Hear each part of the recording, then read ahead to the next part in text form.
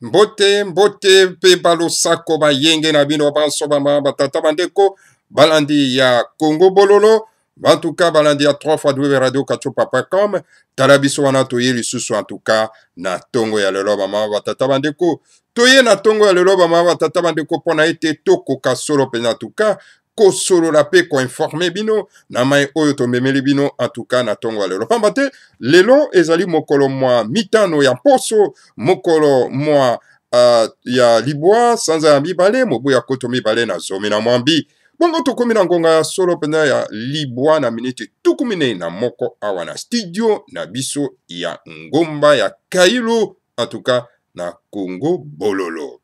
Voilà, bama batata bandeko Congo Bololo ezali mono kitoko bama batata bandeko en tout cas po ete toko kopesa kwa administrer na bandeko na biso ba kwa kozwa solo pena en tout cas lobiko.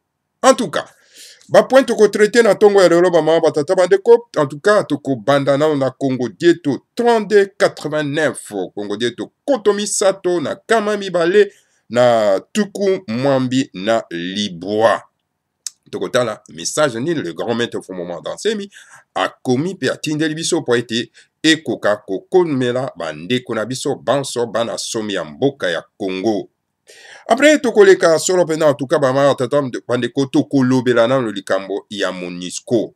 Mission mosala ya MONUSCO aye na kati ya mboka ya Congo. Parce que na kati wana tokolobela likambo ya Ekofo, hein, donc monseigneur Ekofo boyebi malamu bama batata bandeko donc oyo abetaki fimbo ya kekele solo pena na ba terroriste baza kokonza mboka na biso bama batata bandeko et puis toko talapé en tout cas vraiment rôle ya MONUSCO hein, en tout cas si la situation ya fumo mandan semi hein.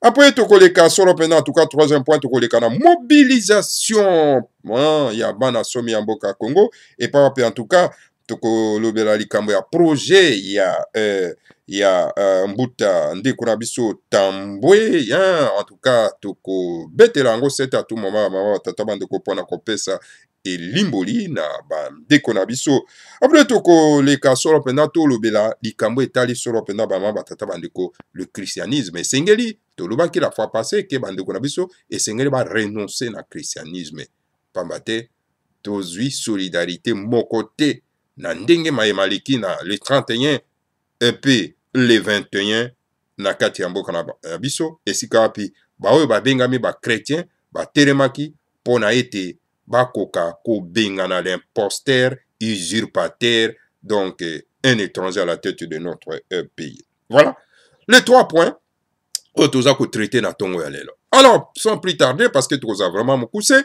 donc toke na lombango solo pena na Congo dieto oyo en tout cas le grand maître fo moment semi asili ko tinda pona biso awa hein, pona baimboka pona bana somi ya mboka ya Congo. Toke na Congo dieto 3289 et le na biso ni le grand maître de la sagesse Congo fo moment semi parle du génocide des francophones de la République démocratique du Congo. Donc, le grand maître Fomanda Semi, azako lobali kambo ya génocide ezali koleka na kati na mboka na biso ya République démocratique du Congo. Hein, en tout cas, epa wapi ba terroriste étranger oyo Hippolyte Kanambi alias Joseph Kabila na en tout cas acolyte na ye oyo tobengi solo penza Kalunda Motoba alias Kalev, le grand terminator oyo azako sisa biso bato. Donc voilà, azako alerter en tout cas hein, le pays, la France, pour la génocide. La France a été complaisante à l'approche du génocide rwandais. Et cette complaisance française a été interprétée par les Tutsis rwandais comme étant un feu vert que la France a donné aux génocidaires rwandais. Donc voilà, France azalaki très complaisante, hein, donc pembeni il y a ba génocidaire rwandais ba oyo ba bomaki ba bomanaki kuna na kati na Rwanda. Alors kozala complaisance non pas kozala pembeni hein, kozala lisanga moko na ba génocidaire wana esika wapi France et salaki. Et alors, donc, bah, tout le Rwandais, bah, interpréta qui en étant que la France a fait ça qui fait vert, na, bah, génocidaire rwandais, pour être, bah, quoi, que ça, la génocide, ya ba Rwandais na kati na mboka na bango Rwanda. Donc silence ya France kozala pembeni ya ba oyo ba planifiaki donc tuerie wana massacre wana otobengi le génocide. Alors donc voilà Tutsi Rwandais oyo bazosala pe génocide na kati na Congo. Donc bango ba interprétaki yango etant que donc France apesaki fait vers soutien na utu Rwandais po bakoka solo pena kosala génocide na kati na mboka ya Rwanda. Donc voilà bama batata bandeko bana lisanga wana ezali interprétation ya Tutsi contre la République française. Bon, donc voilà, les mêmes Tutsis sont en train, n'est-ce pas, de faire le génocide Nakati Namboka ya Congo. Et voilà, Domoni Kagame qui est en train de sponsoriser le terrorisme Nakati République démocratique du Congo. Donc voilà, Bama Batata Bandeko. Token numéro 2. Actuellement, la France répète dans le monde entier que la République démocratique du Congo est le plus grand pays francophone du monde. Curieusement, au lieu de voler au secours des francophones de la République démocratique du Congo, la France traite secrètement avec les génocidaires tutsi-rwandais Hippolyte Kanambe qui passe ces derniers temps à massacrer les francophones congolais. Voilà vraiment un beau griot, je vais dire. Il y a France, il y a République française, na mboka na biso, il y a République démocratique du Congo. Donc voilà. Lelo oyo, France, azako répété, na kati na mokili mobimba ete, la République démocratique du Congo ezali mboka monene oyo ya francophonie, ya francophone. Mais curieusement bama batata bandeko, au lieu que France eya au secours ya pays francophone, ya République démocratique du Congo, France ya zo sala mosala ya ko traiter na ba génocidaire, na ba terroriste o bazana kati ya muto ya mboka secrètement azo traiter na bango, kosala na bango ba dul, kosala na bango donc ba business, bama batata bandeko na Hippolyte Kanambe o azali tuti rwandais. Alors donc bama batata bandeko, et pourtant cet homme étranger wana o boatia na muto ya mboka azako massacrer biso bana ya mboka, donc bazako massacrer bato oyo ye France azako benga donc les pays francophones, donc ba francophone ya République démocratique du Congo. Alors quel contradictoire, bama batata bandeko. Donc bolobi ba Congolais bazali ba pays francophone. Alors donc tozali à la tête du pays un étranger mopaya génocidaire oyo akotisi ba terroriste na kati ya mboka. Alors lié que la France aya au secours ya peuple congolais pona ete ba koka ko se débarrasser na génocidaire imposteur ziparter wana oyo akotisi ba terroriste na kati ya mboka za ko massacrer bana mboka. Alors France aza ko traiter secrètement na un génocidaire, usurpateur et terroriste azana kati na muto ya mboka. Mais réfléchissons ensemble. Étienne Tshisekedi est déjà mort, tué par Hippolyte Kanambe. Ainsi, il ne peut plus parler le français. Mais Fumu Mandansemi étant encore vivant, il parle le français. C'est pourquoi nous répétons que la France doit plutôt voler au secours des francophones. La France doit venir au secours, n'est-ce pas, des francophones de la République démocratique du Congo qui sont soumis à un génocide programmé par Hippolyte Kanambe que de traiter secrètement avec les génocidaires tutsi-rwandais des francophones de la République démocratique du Congo. Kasi to mekana no kokanisa biso surtout ensemble. To mekana ko tia bongo pe mayele na ya biso bana somi ya mboka ya Congo na ba français sika moko. Alors, toyebi ke Étienne Tshisekedi, donc Tshisekedi wa Mulumba, il azana biso lisusu te. Toyebi yango très bien. Azana biso lisusu te. Parce que baboma ki na Hippolyte Kanambe. Alors natang wana, donc Tshisekedi wa Mulumba akoyi koloba lisusu français te parce que il n'est plus avec nous. Parce que azali lisusu est vivante. Kasi Fumu Mandansemi étant encore vivant, Fumu Mandansemi lokola zana no na bomoi. Ye wana za koloba français. Yango wana en tout cas, tozali ko répéter que France esengeli akoka koya au secours ya ba pays francophone oyo tobengi la République démocratique du Congo parce que ba Congolais bazali soumis na génocide programmé ya Hippolyte Kanambe.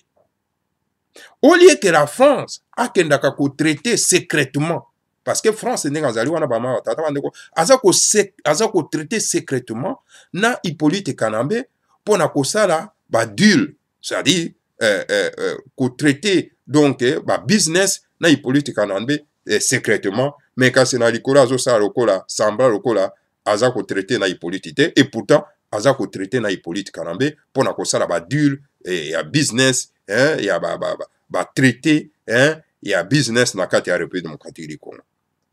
Alors donc, quelle contradiction oyo France aza ko mene na kati na mboka na biso ba ma batata bana. Alors esengeli to bimisa France na mpoisa po ete makambo ya aza kosala ezali makambo ya asalaki na kati na mboka ya Rwanda. Alors tala ye wana aza ko répéter yango liso na kati ya République démocratique du Congo. Au lieu de venir au secours ya pays francophone oyo tobengi la République démocratique du Congo, peuple congolais aza ko ganga aza ko lela a passe côté parce que à cause ya moto oyo mopaya étranger otobengi Hippolyte Kanambe alias Joseph Kabila oyo boktie na moto na kati ya mboka oyo aza ko bebisa mboka aza ko boma aza ko sala génocide oyo akotisi terrorisme na kati na mboka ya biso ya République démocratique du Congo. Mais la France traite secrètement na moto wana. Alors quelle contradiction bama batata bandeko balandi ya Congo bololo. Toza ko melisa France Congo bololo lelo. Point 4. Nous l'avons toujours répété que notre pays, la République démocratique du Congo, étant un scandale géologique, mais les Congolais n'ont pas aujourd'hui la technologie et le financement nécessaires pour l'exploitation des matières premières. Ainsi, nous sommes obligés d'exploiter ces matières premières avec n'importe quel pays du monde qui a la technologie et le financement.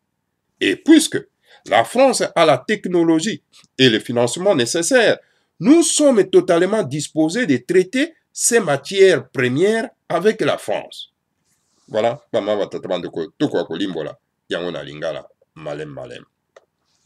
grand maître Fumu Mandase Malobibo. Toyebi malamu peto lobaka tango iso ete la mboka na biso Congo ezali un scandale géologique, c'est-à-dire etondi na kita. Ya kita ya kosakana te. Mais kasi ba Congolais baza ko vivre lelo na pauvreté. Alors parce que Congo, ba Congolais baza lelo na technologie te pe na financement te oyo bakoki kosala ete bakoka ko exploiter richesse na bango wana, matière première na bango wana. Yango wana tozali obligé ya ko exploiter matière première na biso na n'importe quel pays oyo ya mokili oyo ezali na technologie pe na financement, c'est-à-dire oyo ezali na mosolo pe oyo ezali solo pe na ba équipement nécessaire pour na ete tokoka ko exploiter richesse na biso. Tokoboya mboka moko te oyo tokoki ko traiter na ye na cadre ya coopération ya mboka na biso po ete tokoka ko exploiter richesse wana.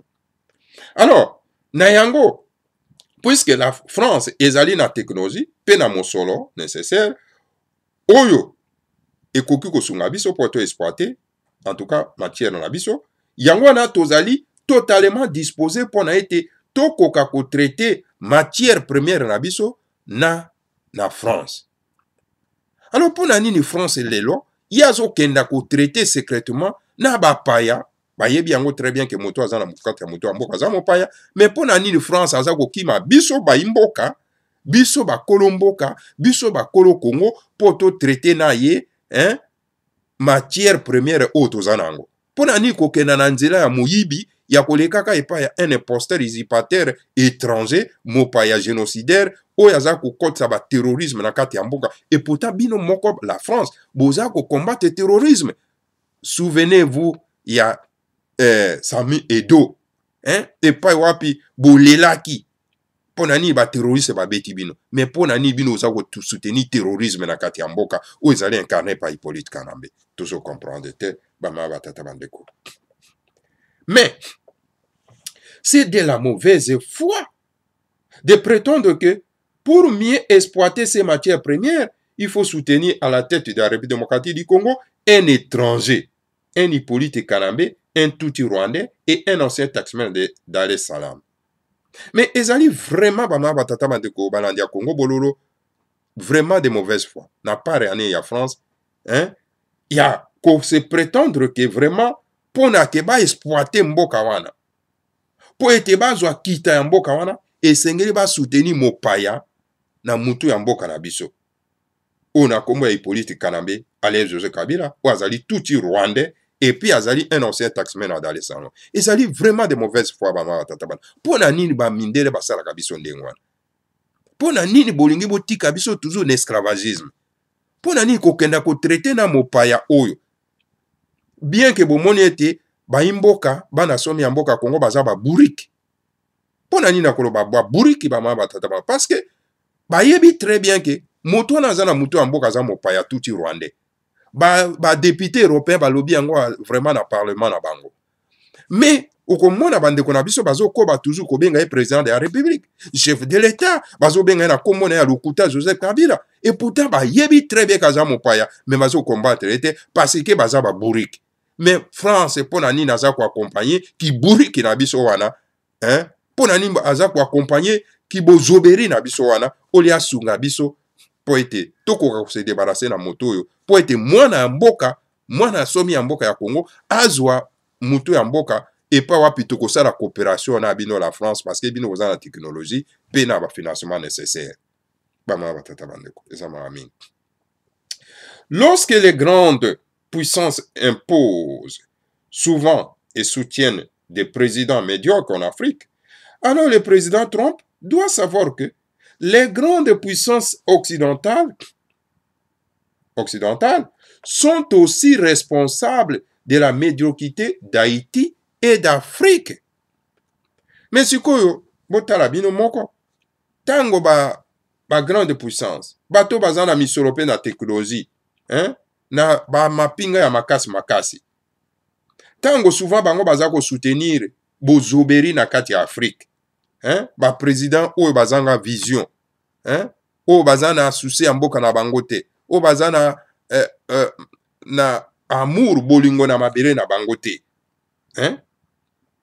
Na tango wana bamama tata banduko. Alors, tokoloba nini sika oyo? Tango ye Trump aza koya alobi ke bolimbisi alobi ke oh non afingi ba pays ya Afrique ba merde.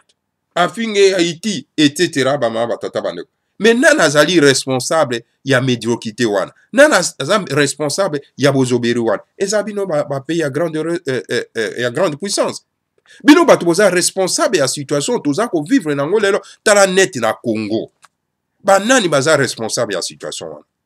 N'est-ce pas la Belgique, la France, n'est-ce pas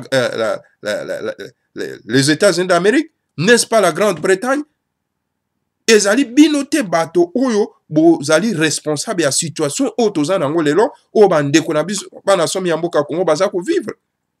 Sikoyo boko benga ye Trump akotelema koloba ke pays de merde. Mais qui est responsable, monsieur Trump? Tala lelo oyo toza kobunda po ete tolongola mopaya na kati na moto ya mboka. Aucun soutien ya bino. Mais tala France e wana aza ko traiter secrètement na moto oyo bana somi ya mboka Congo baza ko bundisa po ba binga na kati ya mboka. Alors, ça c'est quelle contradiction. Le grand maître Fumanda Semi poursuit en tout cas le message. Numéro 7. En tout cas, nous voulons voir la France agir et non pas de dénoncer seulement le génocide du peuple francophone de la République démocratique du Congo. Sinon, cela va être très décevant pour nous, francophones du Congo Kinshasa, Ingeta, Ibobo. Alors, le grand maître Fumanda Semi a soukisi alobi boy.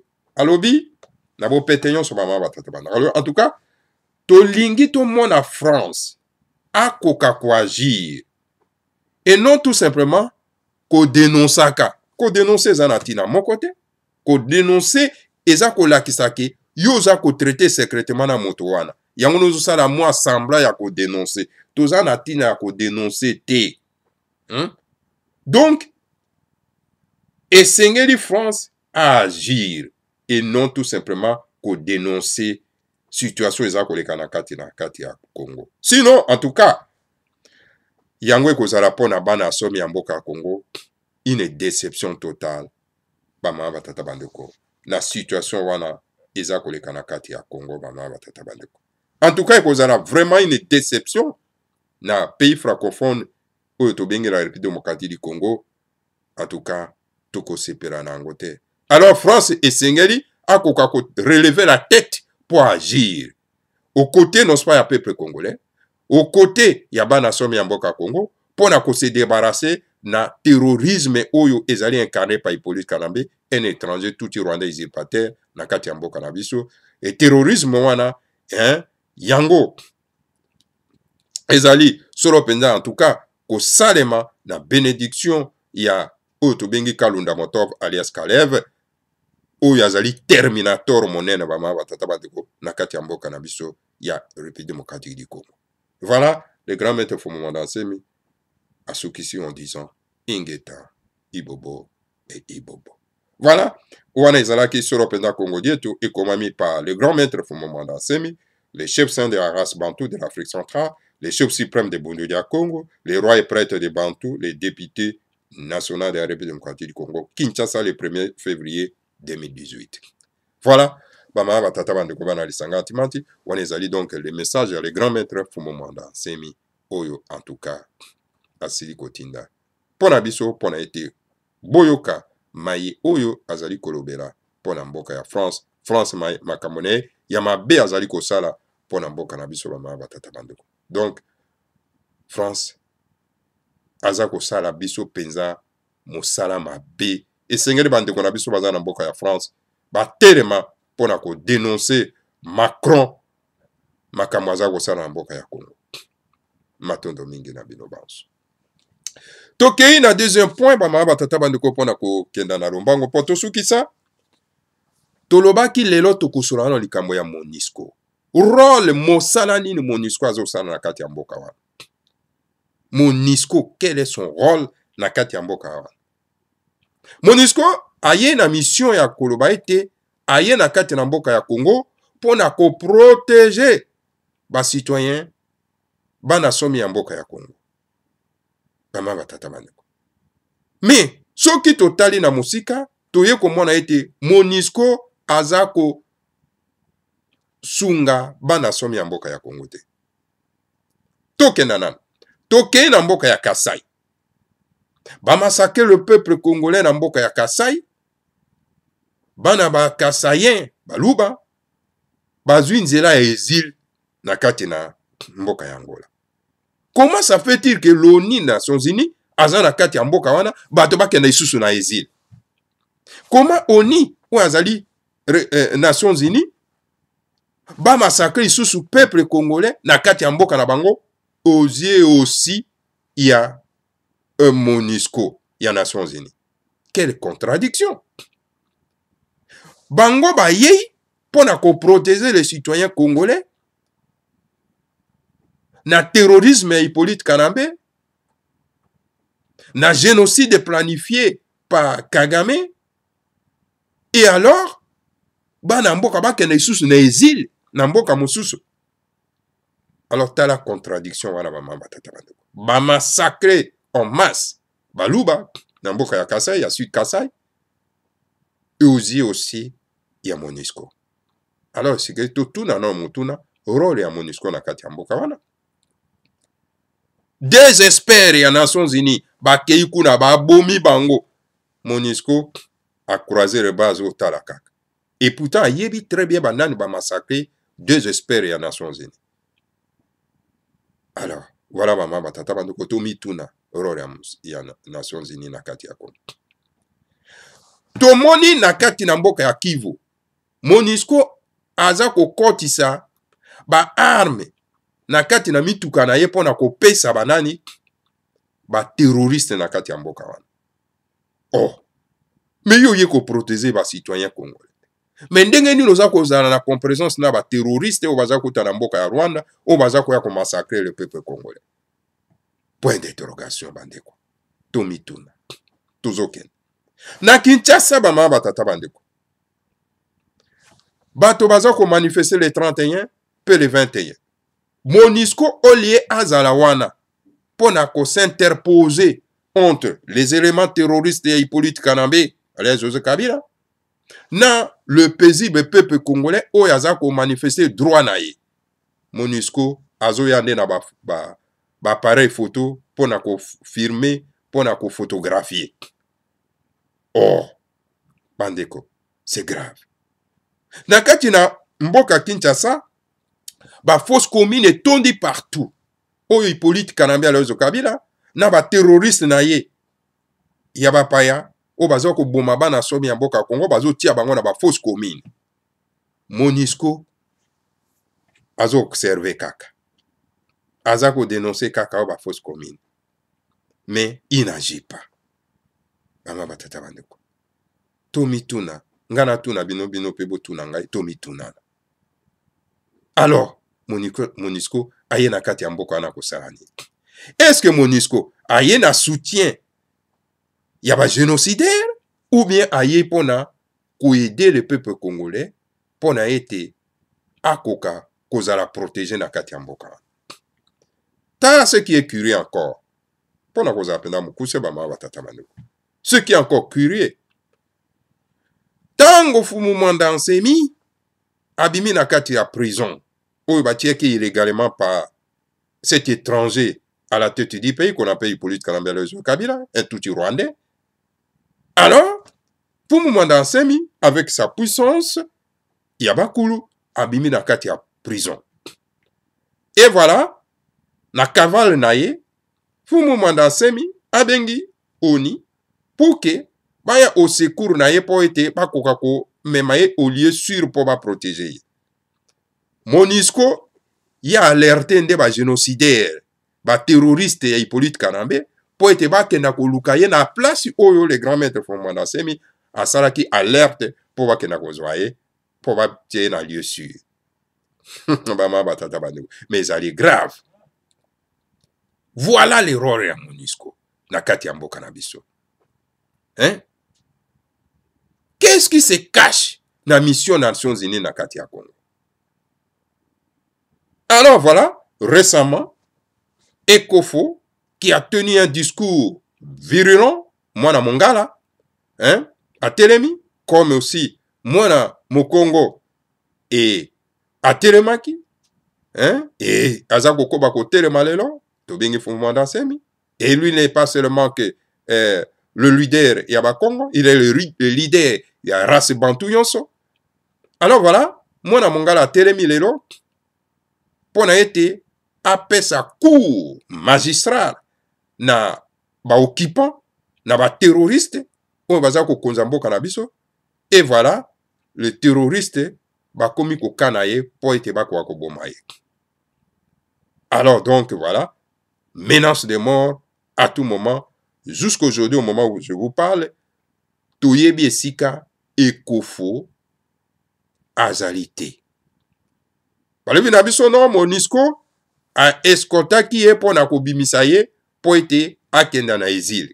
Mais cela veut dire que mission ya Nations Unies na Congo MONUSCO ezali tout simplement ko vide mboka na biso na ba voyants combattants. Alors pona ko tikela donc champ libre na ba occupant, na ba génocidaire, na ba terroriste na kati ya mboka na biso. Alors nous ne comprenons pas champ de bataille à MONUSCO na kati ya mboka wana. Ezali pona ko vide bande ko na biso ba voyant combattant pona ko remplacer bango sikoyo na ba terroriste ya Hippolyte Kanambe alias Joseph Kabila na kati ya mboka. Mais ezali trop grave. Bon tata bande. Alors esengeli to fungula miso ne sikoyo. Esengeli to alerter mission des Nations Unies au Congo, to dénoncer yango, peut to agir mbara moko, bama batata bandeko. Parce que trop c'est trop. Trop c'est trop, bama batata bandeko. Parce que tout de suite au monde clair. Musala o MONUSCO aye na kati ya mboka wana. Yango na bake bazui, lisusu une femme algérienne, hein, une raciste arabe, batie wana, pour être accompagné bango na musala wana ya kosala génocide ya peuple congolais bama batata bandeko. Mais quel crime contre l'humanité MONUSCO azosala na kati ya mboka wana. Kuna na Kivu azotika ba élément terroriste ya Kagame ba massacrer peuple congolais alors pour que ba remplacer bango ba déverser ba ma batata bandeko ba paya ba tuti na kati ya mabele ya ba nation ya mboka Congo. Mais ça ne marchera pas. Yango ne kofalu ba kiete boko zo mabele yango lelo kasi boye ba yango ete bana na biso ba koya ko venger pe ko récupérer mabele wana. Après ça exemple à la France hein? Allemagne, il a donné cet exemple. Alors, c'est un exemple frappant. Alors, Esengeli, MONUSCO a joué rôle na ya na Congo. Ce qui a na Congo pour protéger les génocidaires, les terrorismes na kati na Congo. Alors donc, ayebi sabiso, ce qui biso siko aussi te comprendre que rôle ya MONUSCO ezali pour protéger, pour soutenir, pour aider le terrorisme et s'installer dans le Congo. Alors là, nous allons combattre et la MONUSCO et le terrorisme dans le Mboka wana ba ma batata bandeko incarné par Hippolyte Kanambe alias Kabila na Kalunda Motoba alias Kalev Terminator na kati Mboka wana. Voilà, ba ma batata bandeko bana lisanga timati et sengeli biso banso tous à la mobiliser na esika oyo pour tout MONUSCO claire mission ya Nations Unies et ezali pour na ko protéger donc pour la installation à terrorisme na kati mboka wana. Et nous disons à bas le terrorisme, à bas toute organisation osa ko soutenir terrorisme na kati mboka na biso, à bas Hippolyte Kanambe alias Kabila un terroriste installé na kati na mboka na biso Congo bama batata bandeko. Engeta. To l'équipe on a ko sukisa bama batata bandeko na likambo etali mobilisation. Et sengeli to se mobiliser ba ma batata bandeko. Liboso to banda na esika oyo ba ma batata bandeko. Tokosa la démonstration parce que ba manifestation ebengami partout. Manifestation ebengami na mboka ya France, na mboka ya Italie, manifestation ebengami na mboka ya Belgique, un peu partout, hein, pour na commémorer donc massacre, donc tuerie par les éléments terroristes et Hippolyte Kanambe, na baimbo ko batelema ki le 31 décembre puis le 21 janvier. Yango bande ko babengi ba marche un peu partout en Afrique du Sud aussi sans oublier, hein, en Afrique du Sud aussi babengi marche. Mais kasi na marche on est sengeli to koka kotia ba slogan oyo e sengeli na biso ba tata bande. Likambo ya kolobaka, oh non, le respect des accords. Té. Mais pour nini bino pe boza ko raisonner té. Respect ya bakor eza soutien parce que bakor eza qui déjà violé. To komi déjà en 2018, bakor eza déjà violé parce que une année ya bakor o epesama ke eza déjà violé. Pour nini to ko kolobela isusu likambo etali bakor lelo. To ko kolobela bakor té. Application des accords. Pourquoi on doit parler des accords? Les accords sont déjà caduques.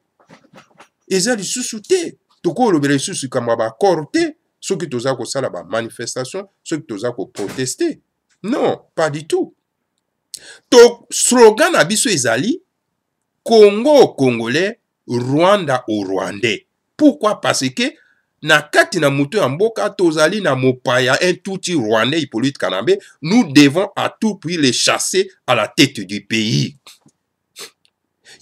Donc ba institution yon surtout etondi na bapaya. Na yebisaki bino la fois passée. Okomona na Sénat. Kengo Adono. Est-ce que Kengo Adono c'est un Congolais? Kengo Adono c'est un Polonais, un touti Polonais. Tambwe Mwamba, ou un ministre de la Justice, ex-ministre de la Justice, parce que le gouvernement n'existait pas au Congo. C'était un touti Burundais.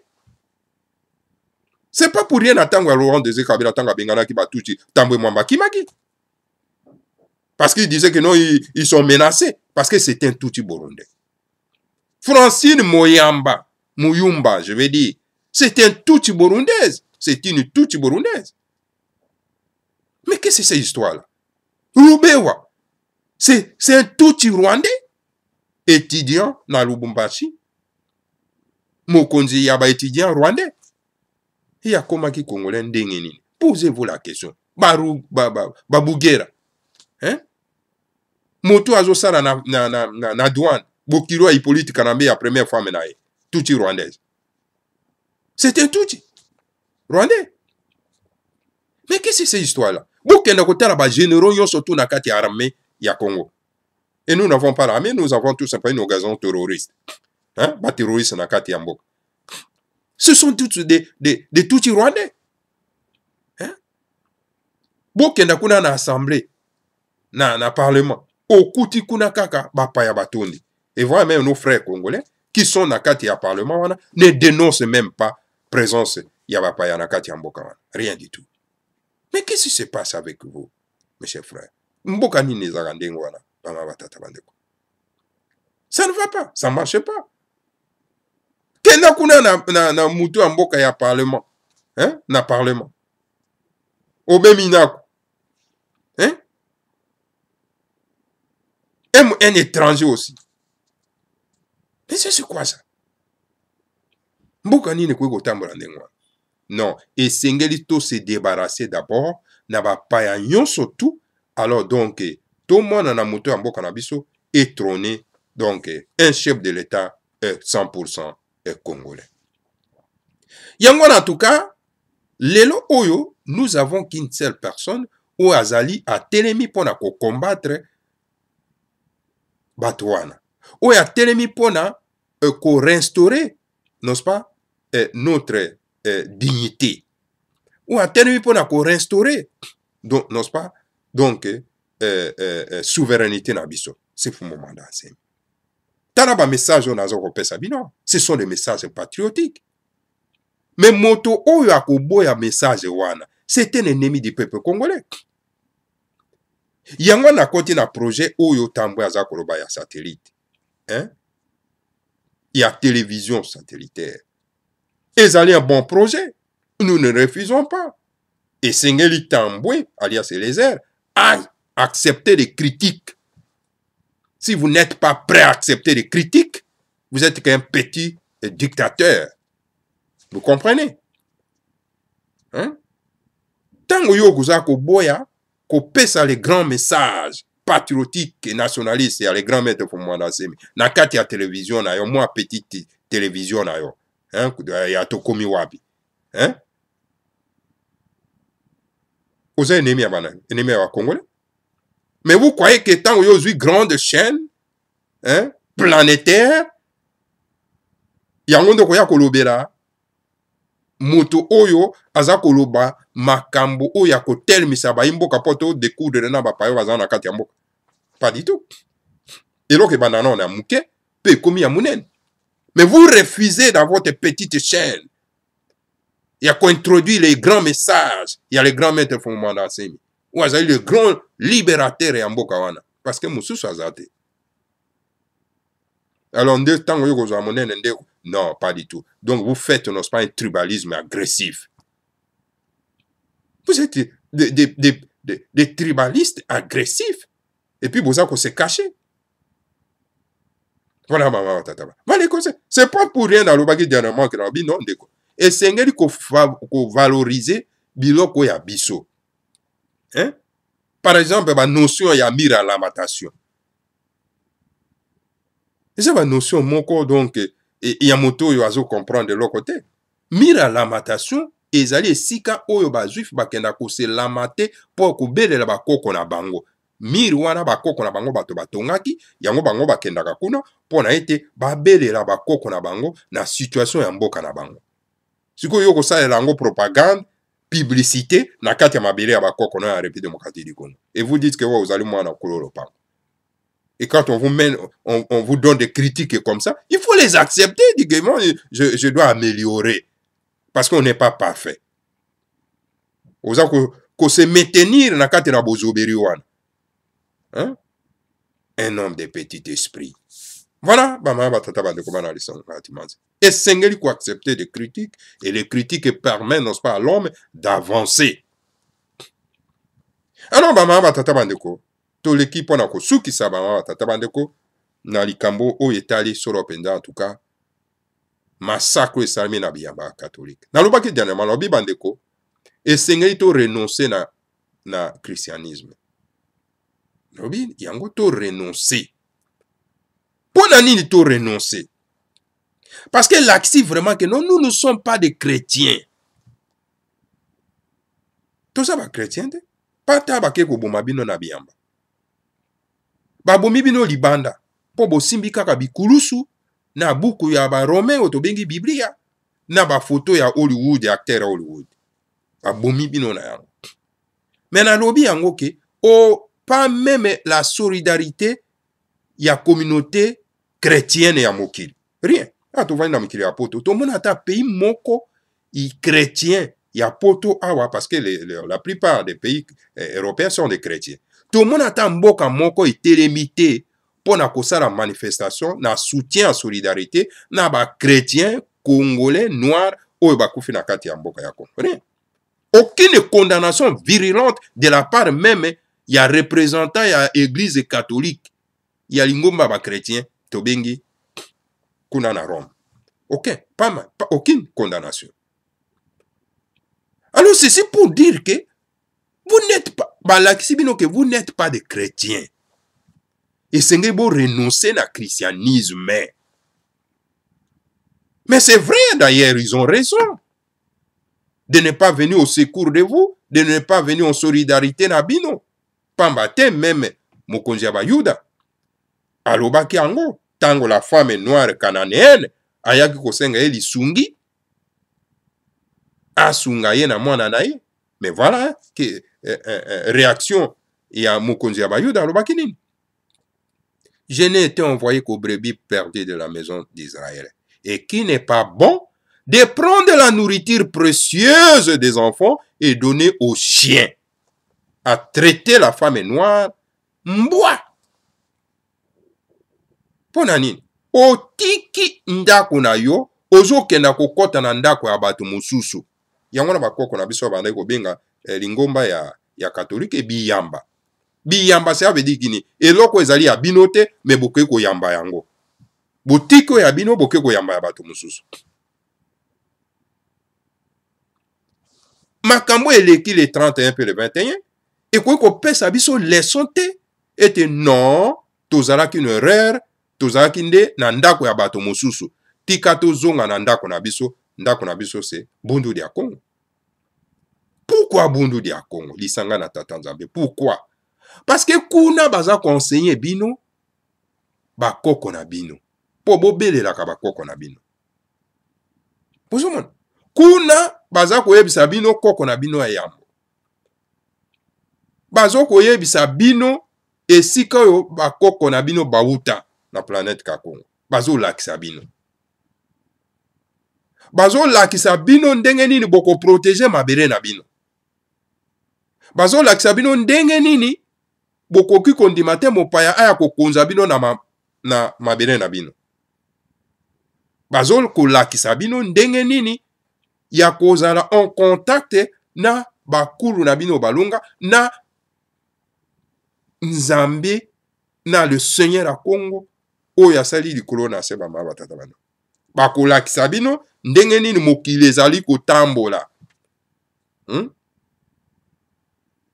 Alors, siko bino ba bantu la race bantu bobunga na bino bolingi kolongwa na bino na kobunga wana te o bapaya bakokotisa bino bofandeli yango mais pas eza koya na biso wana et situation elekeli biso le 30 le 21 ezali ya bato il faut réfléchir bakanisa bi non écoutez ya solo penda en tout cas biyamba tokenda kokota eza biso te po soki ezalaki vraiment biso je vous le dis soki ezalaki ke mboka mindele ndenge wana babomi bakretien ya mindele ndenge wana mais olingi komona Europe mobimba Amérique mobimba ndenge balingi kotelema mpona kodénoncer en tout cas eloko wana nakanisi politique kanambe anga sala ta 24 heures na mutu amboka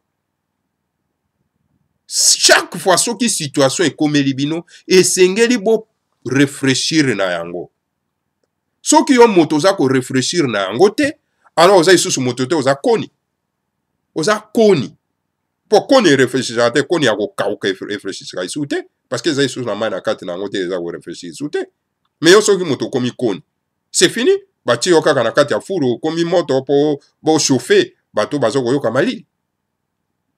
Alors bamama batata bandeko tolamuka christianisme eza na biso te alors donc esengeli to renonce na yango bandeko banso baza na kati na lingomba wana borenonce bolanda nzela ya bundudi ya Congo mpona ete lobiko ekoka koya. Voilà bamama batata bandeko bana lisanga timati wana ezalaki solo mpenza maye nalengelaki bino mpona ntongo ya lelo tokutane na bino donc na mbala nsima toujours si 3x2 radio kachopa.com pe Congo bololo matondo mingi.